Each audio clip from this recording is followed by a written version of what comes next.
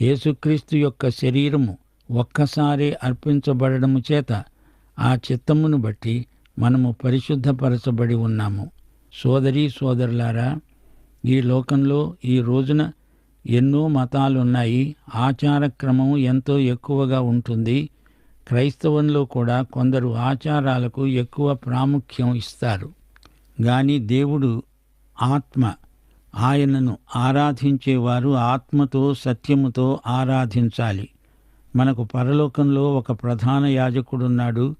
యేసు ఈ రోజు వరకు మనకు పరిచర్య చేస్తూనే ఉన్నాడు. ఆయన మన కోసం శిలువ మీద చనిపోయాడు, మనలను రక్షించాడు. ఆయన ఆరోహణమై పరలోకంలో దేవుని కుడిపార్శ్వమున కూర్చుండి ఉన్నాడు. ఆయనకు మనకు సహవాసమున్నది. అందుచేత మనకు పరలోకంలో ప్రాతినిధ్యమున్నది. పొరుగువారి పట్ల చేయబడిన పాపం దేవుని ఎడల చేసినట్లే. మత్తయి 7:12 ప్రభువు అన్నాడు, మనుష్యులు మీకు ఏమి చెయ్యాలని మీరు కోరుతారో అలాగే మీరు వారికి చెయ్యండి. ఇదే ధర్మశాస్త్రం, ప్రవక్తల ఉపదేశం. పొరుగువారి పట్ల నమ్మకద్రోహం పాపం. వ్యవహారంలో కానీ వ్యాపారంలో కానీ నమ్మకద్రోహం గొప్ప నేరం. 2 రాజులు 6:5 ఒకడు దూలము నరుకుతూ ఉన్నప్పుడు గొడ్డలి ఊడి నీటిలో పడిపోగా వాడు, అయ్యో నా ఏలినవాడా, అది ఎరువు తెచ్చినది అని మొర్రపెట్టాడు. ఎరువు తెచ్చిన సొమ్మును పోగొట్టి యజమానికి నష్టం కలిగించకూడదు. 1 రాజులు 21:2 నుండి 16 వరకు ఆహాబు రాజు నాబోతు ద్రాక్షవనాన్ని అన్యాయంగా ఆక్రమించుకున్నాడు. అబద్ధమాడకూడదు, మోసం చేయకూడదు. నష్టపరిహారం పోగొట్టిన ఆస్తికి పైన 20% చెల్లించాలి. యోహాను సువార్త 8:29 ప్రభు అన్నాడు, నన్ను పంపినవాడు నాకు తోడై ఉన్నాడు. ఆయనకు ఇష్టమైన కార్యమును నేను ఎల్లప్పుడూ చేస్తాను గనుక ఆయన నన్ను ఒంటరిగా విడిచిపెట్టలేదు. యేసు ప్రభువు ప్రధాన యాజకుడై ప్రార్థించాడు. యోహాను సువార్త 17:10 నావన్నీ నీవి, నీవన్నీ నావి, వారి యందు నేను మహిమపరచబడి ఉన్నాను. యోహాను సువార్త 17:19 ప్రభు అన్నాడు, వారు సత్యమందు ప్రతిష్ఠ చేయబడినట్లు వారి కొరకై నన్ను ప్రతిష్ఠ చేసుకుంటున్నాను. యాకోబు బావి వద్ద యేసు ప్రభు తన శిష్యులతో అన్నాడు, మీకు తెలియని ఆహారము నాకున్నది. రోమాపత్రిక 12:1-2 మనము సజీవ యాగముగా దేవునికి సమర్పించుకోవాలి. మనలో దేవుని ప్రేమాగ్ని ఎల్లప్పుడూ మండుతూనే ఉండాలి, చల్లారిపోకూడదు. సమూయేలు సౌలు రాజును గద్దిస్తూ అన్నాడు, తాను సెలవిచ్చిన ఆజ్ఞను ఒకడు గైకొనుట వలన యెహోవా సంతోషించునట్లు ఒకడు దహన బలులను అర్పించుట వలన ఆయన సంతోషిస్తాడా? ఆలోచించు. బలులు అర్పించటం కంటే ఆజ్ఞను గైకొనుట, పొట్టేళ్ల కొవ్వు అర్పించటానికంటే మాట వినడము శ్రేష్టము. మన జీవితాలు ఆయనకు పూర్తిగా సమర్పించబడాలి. మనము ఏమి చెయ్యాలని దేవుడు కోరుతున్నాడు?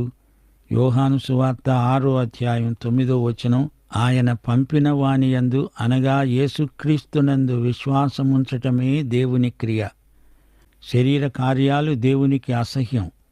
గలతీ పత్రిక 5:19-20 శరీర కార్యములు స్పష్టమై ఉన్నవి. అవేవనగా జారత్వము, అపవిత్రత, కాముకత్వము, విగ్రహారాధన, అభిచారము, ద్వేషములు, కలహము, మత్సరములు, క్రోధములు, కక్షలు, భేదములు, విమతములు, అసూయలు, మత్తతలు, అల్లరితో కూడిన ఆటపాటలు మొదలైనవి. వీటిని గూర్చి నేను మీకు చెప్పిన ప్రకారము ఇట్టి వాటిని చేసేవారు దేవుని రాజ్యమును స్వతంత్రించుకొనరని మీతో స్పష్టముగా చెప్తున్నాను. ఆత్మఫలము మాత్రమే దేవునికి ఇష్టం. ఆత్మఫలమేమనగా ప్రేమ, సంతోషము, సమాధానము, దీర్ఘశాంతము, దయాళుత్వము, మంచితనము, విశ్వాసము, సాత్వికము, ఆశా నిగ్రహము. ఇట్టి వాటికి విరోధమైన నియమము ఏదీ లేదు. బూడిద ఎత్తిపోసిన తరువాత యాజకుడు బట్టలు మార్చుకుంటాడు. పాపము భయంకరమైన కాలుష్యం.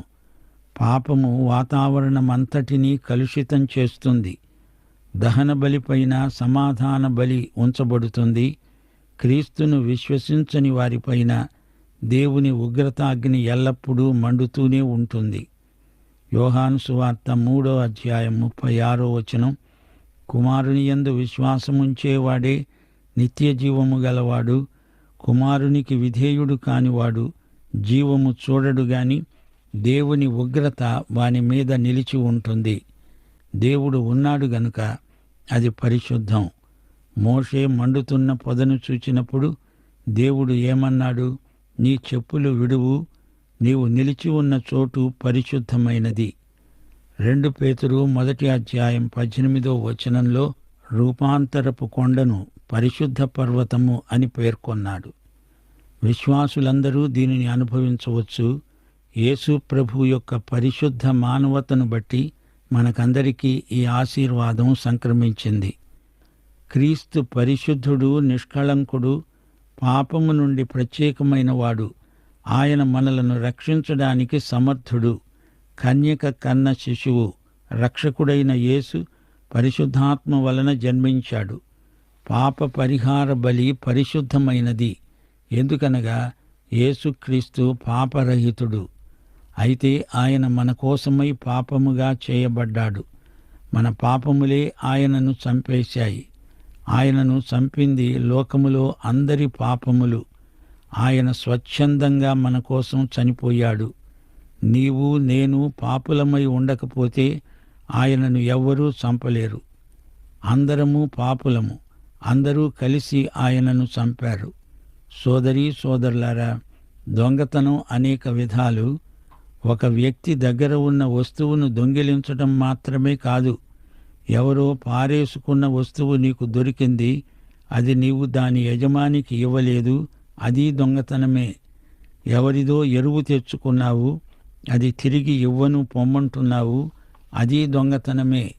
ఇవన్నీ దేవుని పట్ల చేసే పాపాలవుతున్నాయి. ఆ వస్తువు యొక్క యజమాని వద్దకు వెళ్ళి నీ పాపాన్ని ఒప్పుకొని ఆ వస్తువు తిరిగి ఇచ్చేయాలి. దేవుని ఎదుట నీ పాపాన్ని ఒప్పుకోవాలి. పరిశుద్ధమైన అగ్ని మండుతూ ఉండాలి. ఈ మంటను ఆరంభించిన వాడు దేవుడు. ఇది ఆయన నిత్య సన్నిధికి సంకేతం.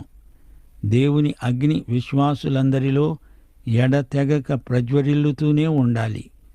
అంకిత భావంతో దైవ సేవ చెయ్యాలి. దేవునితో సహవాసం మానకూడదు.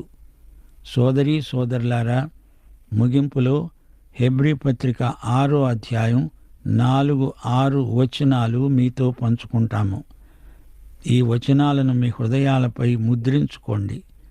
ఒకసారి వెలిగించబడి పరలోక సంబంధమైన వరమును రుచిచూచి పరిశుద్ధాత్మలో పాలివారై తప్పిపోతే అట్టి వారిని మరలా నూతన పరచటం అసాధ్యం.